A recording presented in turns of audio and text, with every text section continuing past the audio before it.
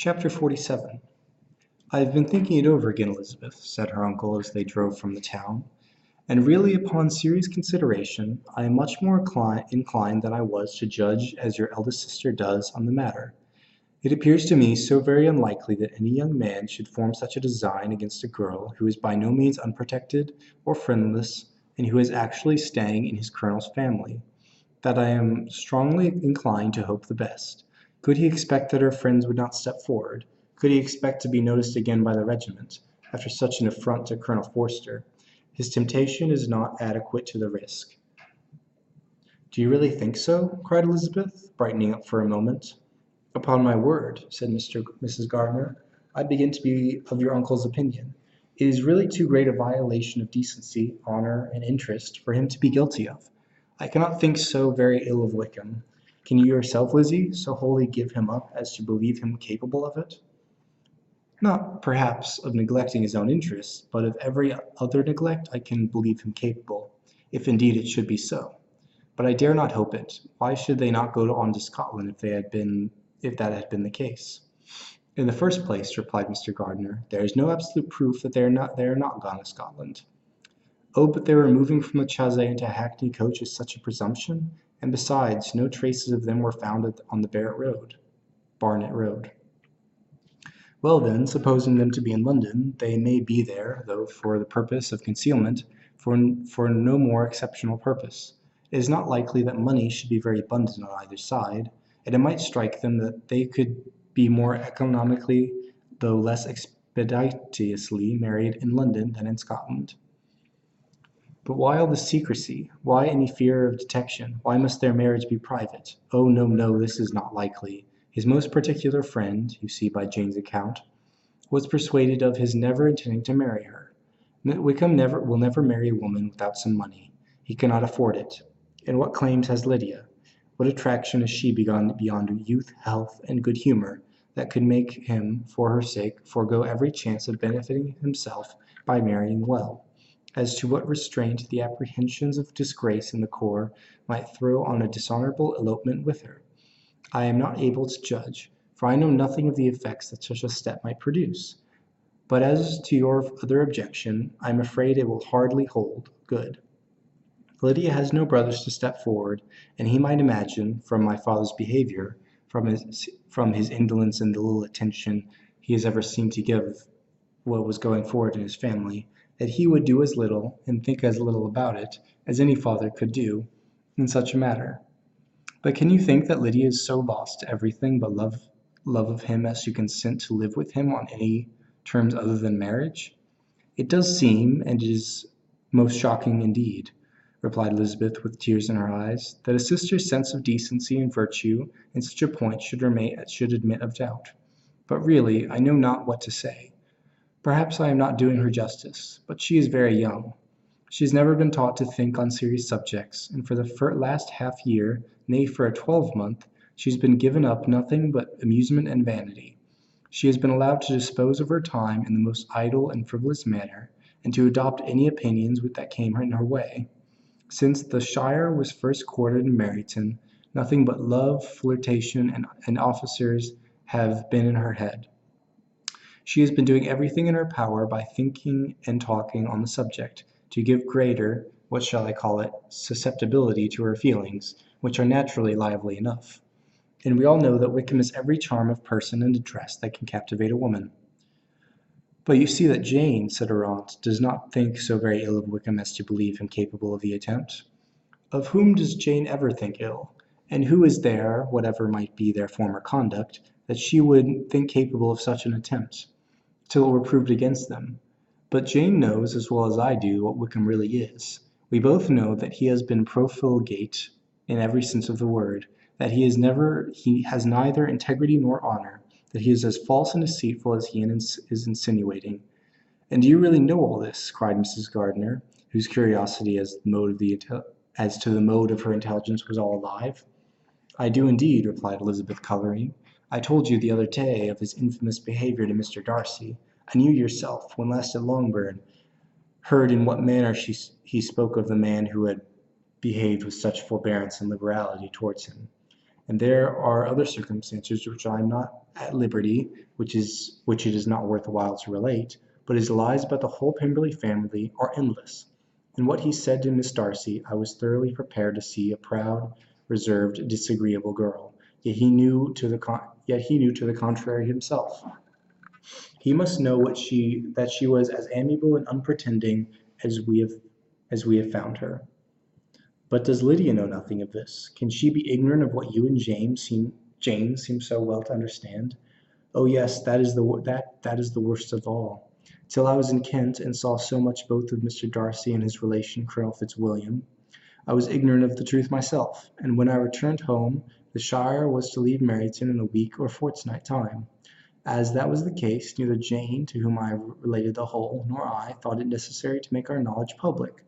For of what you for for of what we could you we could you For of what use could it apparently be to anyone that the good opinion which all the neighborhood had of him should be overthrown? And even when it was settled that Lydia should go with Mrs. Forster, the necessity of opening her eyes to his character never occurred to me. That she could be in any danger from the deception never entered my head. That such a consequence as this should ensue, you may easily believe, was far enough from my thoughts. When they all removed to Brighton, therefore, you had no reason, I suppose, to believe them fond of each other. Not the slightest. I can remember no symptom of affection on either side, and had anything of the kind been perceptible, you must be aware that ours is not a family on which it could be thrown away. When first he entered the corps, she was ready enough to admire him, but so we all were. Every girl in or near Meryton was out of her senses about him for the first 2 months, but he never distinguished her by any particular attention, and consequently, after a moderate period of extravagant and wild admiration, her fancy for him gave way, and the others of the regiment, who treated her with more distinction, again became her favourites. It may be easily believed that, however little of novelty could be added to their fears, hopes, and conjectures on this interesting subject, by its repeated discussion, no other could detain them from it long, during the whole journey. From Elizabeth's thoughts it was never absent, fixed there by a keenest of all anguish, self-reproach, and she could find no interval of ease or forgetfulness. They trailed as expeditiously as possible, and sleeping one night on the road, reached Longbourn by dinner time the next day. It was a comfort to Elizabeth to consider that Jane could not have been wearied by long expectations. The little gardeners, attracted by the sight of a chaise, were sitting on the steps of the house as they entered the paddock, and when the carriage drove up to the door, the joyful surprise that lightened up their faces and displayed itself over their whole bodies in the variety of capers and frisks was the first pleasing earnest of their welcome. Elizabeth jumped out, and after giving each of them a hasty kiss, hurried into the vestibule, where Jane, who came running down from her mother's apartment, immediately met her. Elizabeth, as she affectionately embraced her, whilst tears filled the eyes of both, lost not a moment in asking whether anything had been heard of the fugitives. "Not yet," replied Jane, "but now that my dear uncle has come, I hope everything will be well. Is my father in town?" "Yes, he went on Tuesday, and I wrote you word." "And have you heard from him often?" "We have heard only twice. He wrote me a few lines on Wednesday to say that he had arrived in safety, and to give me his directions, which I particularly begged him to do.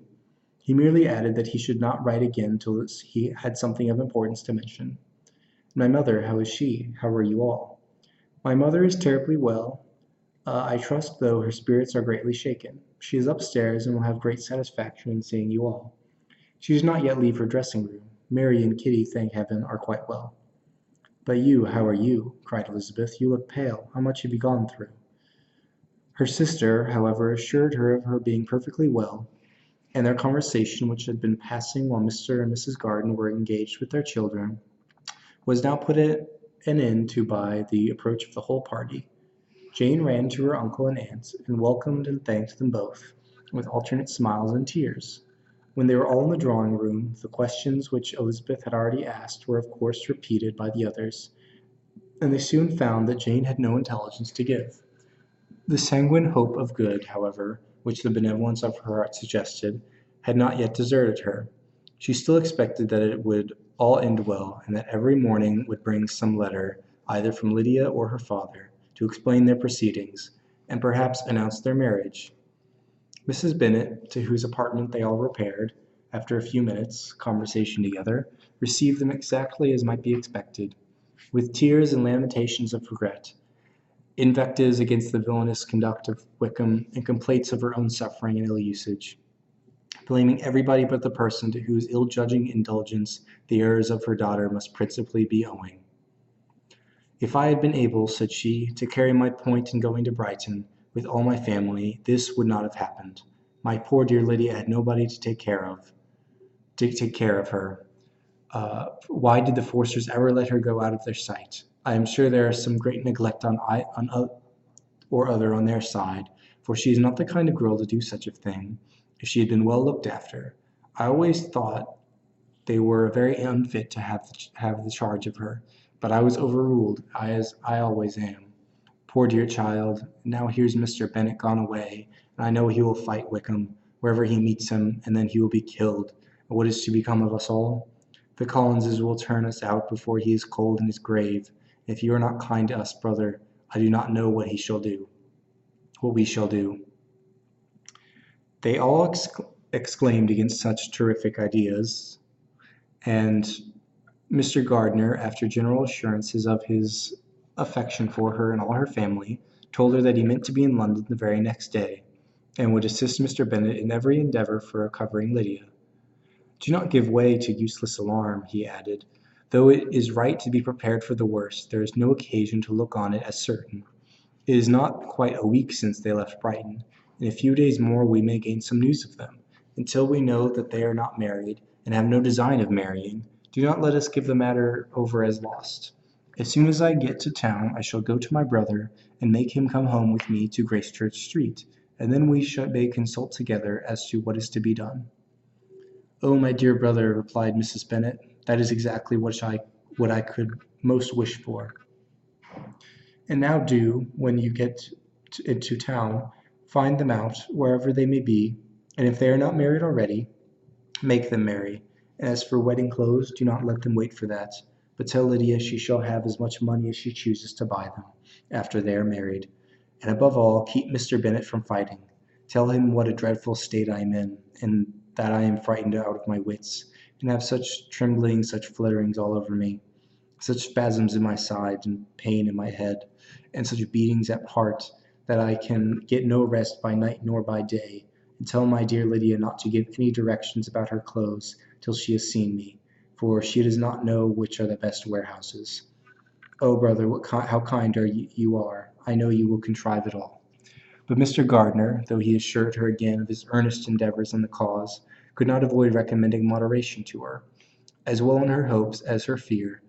And after talking with her in this manner, till dinner was on the table, they all left her to vent all her feelings on the housekeeper, who attended in the absence of her daughters. Though her brother and sister were persuaded that there was no real occasion for such a seclusion from the family, they did not attempt to oppose it, for they knew that she could not produce prudence enough to hold her tongue before the servants while they waited at table, and judged it better that one only of the household, and the one whom they could the most trust, should comprehend all her fears and solicitude on the subject.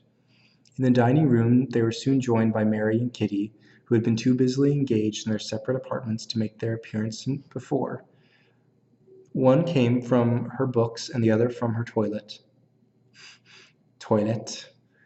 The faces of both, however, were tolerably calm, and no change was visible in either, except that the loss of her favourite sister, or the anger which she had herself incurred in this business, had given more of fretfulness than usual to the accents of Kitty. As for Mary, she was mistress enough of herself to whisper to Elizabeth, with a countenance of grave reflection, soon after they were seated at table: "This is a most unfortunate affair, and will probably be much talked of, but we must stem the tide of malice, and pour into the wounded bosoms of each other the balm of sisterly consolation." Then, perceiving in Elizabeth no inclination of replying, she added, "Unhappy as the event must be for Lydia, we may draw from it this useful lesson. The loss of virtue in a female is irretrievable, that one false step involves her in endless ruin, that her reputation is no less brittle than it is beautiful, and that she cannot be too much guarded in her behavior towards the undeserving of the other sex. Elizabeth lifted up her eyes in amazement, but was too much oppressed to make any reply. Mary, however, continued to console herself with such kind of moral extractions from the evil before them.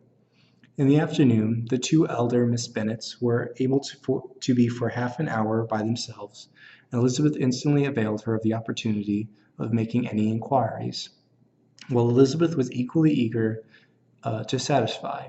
After joining in general lamentations over the dreadful sequel of this event, which Elizabeth considered as all but certain, and Miss Bennet could not assert to be wholly impossible, the former continued the subject by saying, "But tell me all and everything about it which I have not already heard. Give me further particulars. What did Colonel Forster say? Had they no apprehension of anything before the elopement took place? They must have seen them together forever." Colonel Forster did own that he had often suspected some partiality, especially on Lydia's side, but nothing to give them any alarm. I am so grieved for him. His behavior was attentive and kind to the utmost. He was coming to us, in order to assure us of his concern, before he had any idea of their not being gone to Scotland. When that apprehension first got abroad, it hastened his journey. And was Denny convinced that Wickham would not marry? Did he know of their intending to go off? Had Colonel Forster seen Denny himself? Yes, but when questioned by him, Denny denied knowing anything of their plans, and would not give his real opinion about it. He did not repeat his persuasion of their not marrying, and from that I am inclined to hope he might have been misunderstood before. Until Colonel Forster came himself, not one of you entertained a doubt, I suppose, of their being really married. How was it possible that such an idea should enter our brains? I felt it a little uneasy, a little fearful of my sister's happiness with him in marriage, because I knew that his conduct had not been always quite right. My father and mother knew nothing of that, but only felt how imprudent a match it must be. Kitty then owned, with a very natural triumph of knowing more than the rest of us, that in Lydia's last letter she had prepared her for such a step. She had known, it seems, of their being in love with each other many weeks, but not before they went to Brighton. No, I believe not.